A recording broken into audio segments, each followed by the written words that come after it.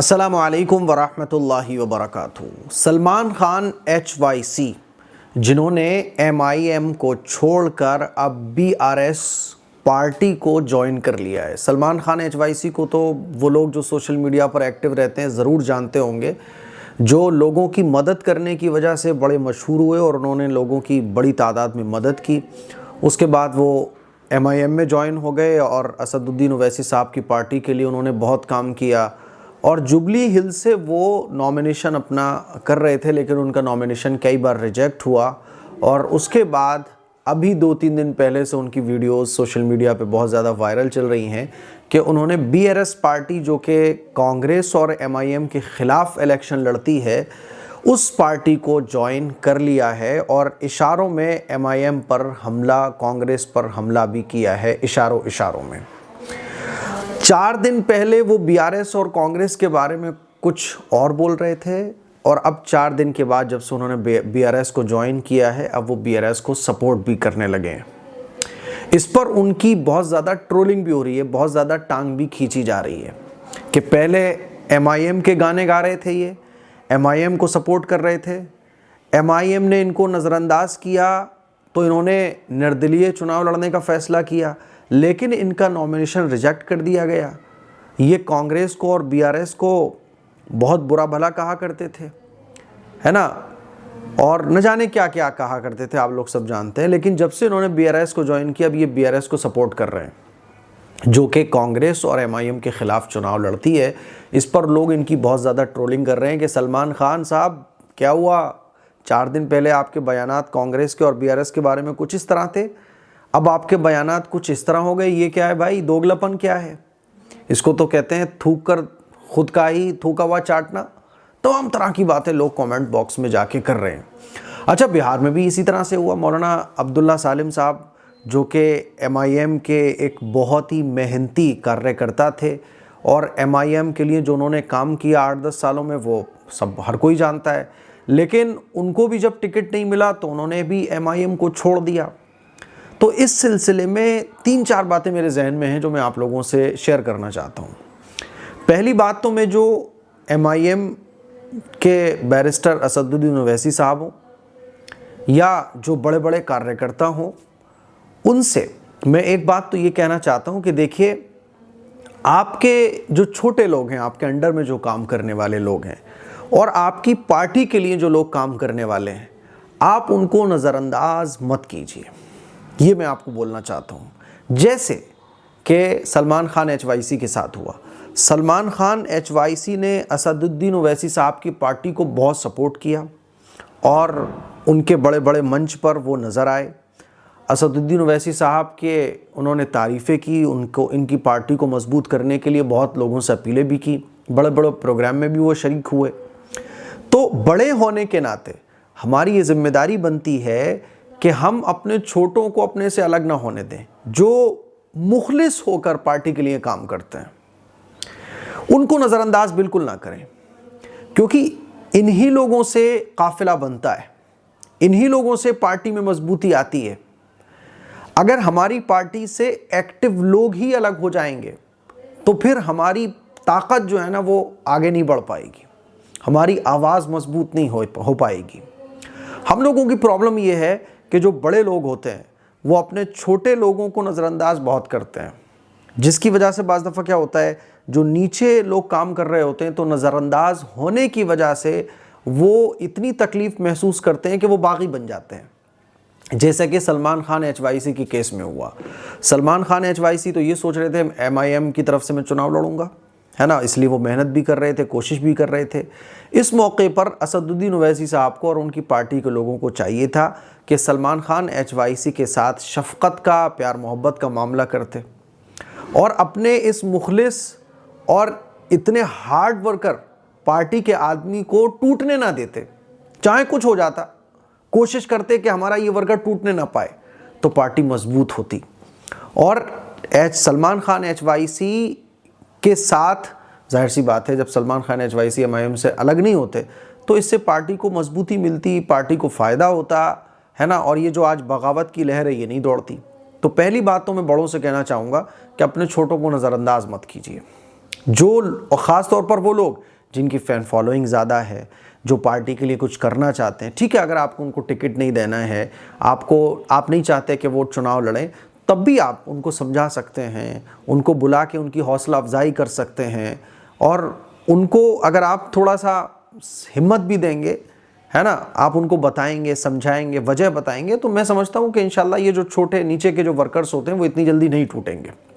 अगर इनको टूट नहीं होता तो ये आपसे जुड़े क्यों होते?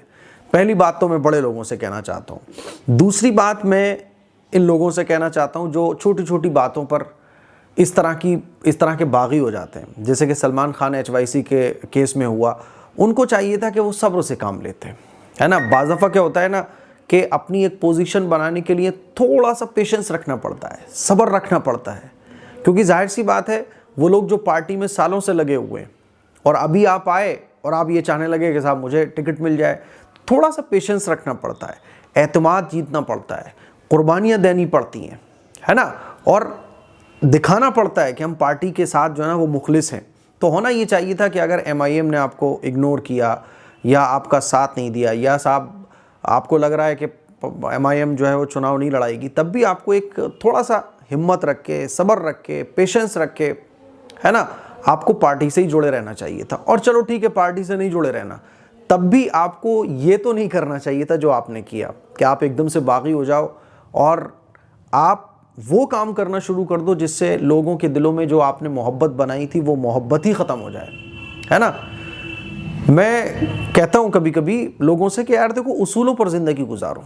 यानी आप जो बात अपनी ज़बान से बोल रहे हो, तो आप जब अपनी बात को इतना ठोक पीट के बोल रहे हो, तो फिर आपके बात में जो है ना वो चेंजिंग नहीं आना चाहिए। उसूलों पर ज़िंदगी गुजारनी चाहिए। जैसे कि अर्तगल गाजी आपने देखा होगा, तो उसमें क्या ना, उसूलों पर ज़िंदगी, यानी जो उसूल है उससे फिर कोई समझौता नहीं होगा, चाहे कुछ हो जाए।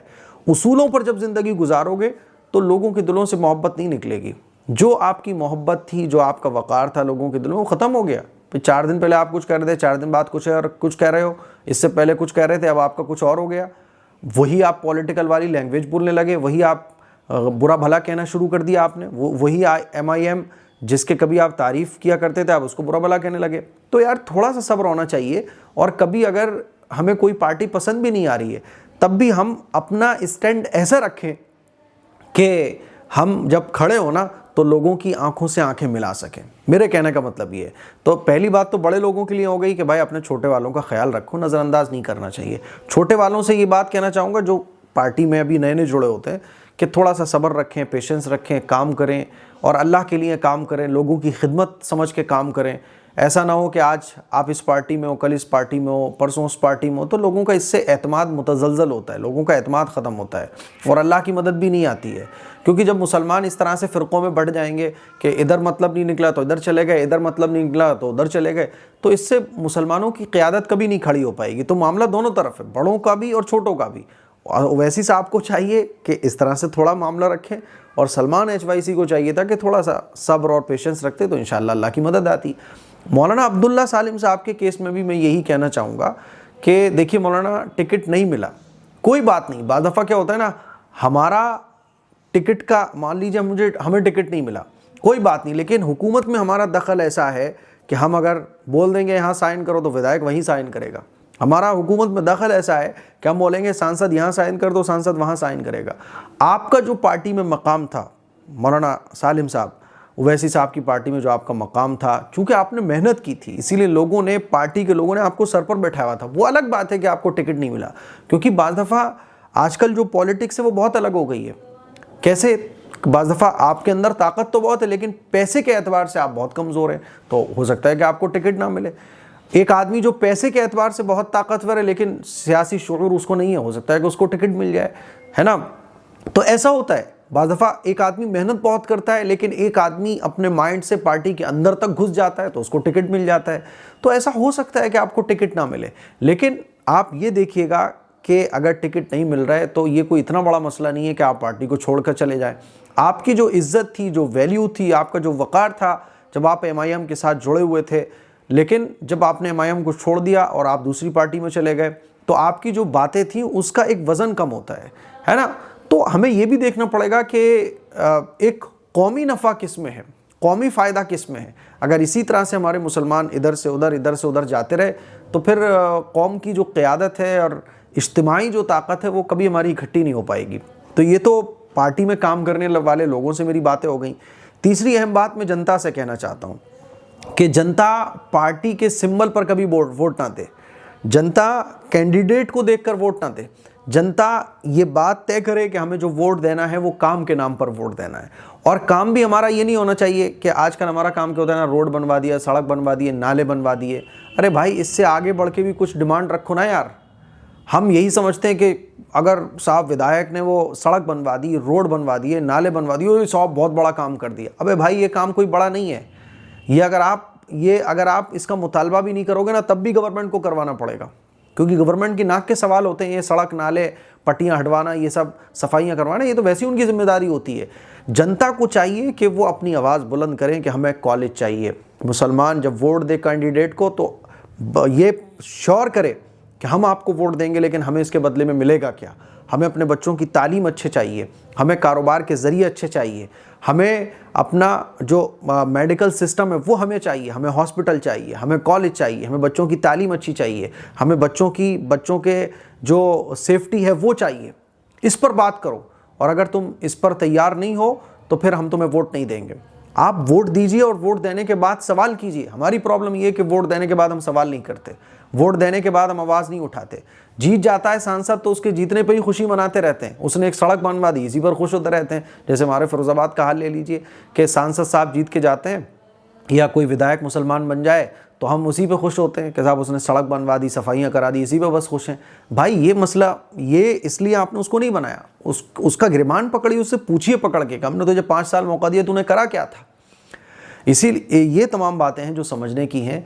तो बड़ों को भी और छोटों को भी चाहिए कि थोड़ा सा अंडरस्टैंडिंग के साथ काम करें, और वोटर्स को चाहिए कि वो जज्बात में आके वोट ना दें, समझदारी के साथ वोट दें, और ऐसे वोट दें कि जिसको आप वोट दे रहे हैं, जिस पार्टी को भी आप वोट दे रहे हैं, वो पार्टी आपका सम्मान करे, आपकी इज़्ज़त करे, आपकी जो अपील्स होती हैं उनको वो ध्यान से सुने।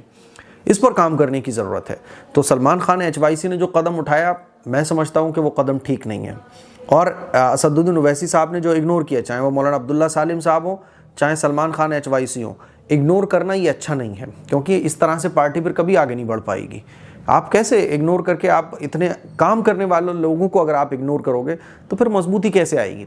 इसीलिए छोटे से छोटा वर्कर की कदर, अहमियत हमारी पार्टी के अंदर ऐसा होना चाहिए कि हम उसको समझें कि ये पिलर है हमारी पार्टी का। जैसे पिलर नज़र नहीं आता, लेकिन उस पिलर की ताकत बहुत होती है। छोटे छोटे वर्कर की अहमियत को जब तक हम नहीं समझेंगे, हमारी क़यादत कभी नहीं खड़ी हो पाएगी। ये चंद बातें थी जो मैंने आप लोगों की खिदमत में रखी है। इसीलिए भाई, इख्तिलाफ़ात अपनी जगह, लेकिन इज़्ज़त एहतराम के साथ सारी चीज़ें होना चाहिए, है ना। ऐसी बात बोलो कि कल को जब आप खड़े हो सामने तो नज़रों से नज़रें मिला सको। सलमान खान HYC हों, मौलाना अब्दुल्ला सालिम साहब हों, इतने सख्त स्टेप जो आपकी वैल्यूएशन पर फ़र्क डालें, आपके बोलने पर फ़र्क डालें, आपकी जो एक वैल्यू है, जो आपकी रेपुटेशन है, उस पर फ़र्क डालें, तो मैं समझता हूँ कि ऐसे कदम उठाने से पहले 100 बार सोचना चाहिए। जज़ाकुमुल्लाह। इस क्लिप को शेयर करें। अस्सलामु अलैकुम वरहमतुल्लाहि वबरकातुहू।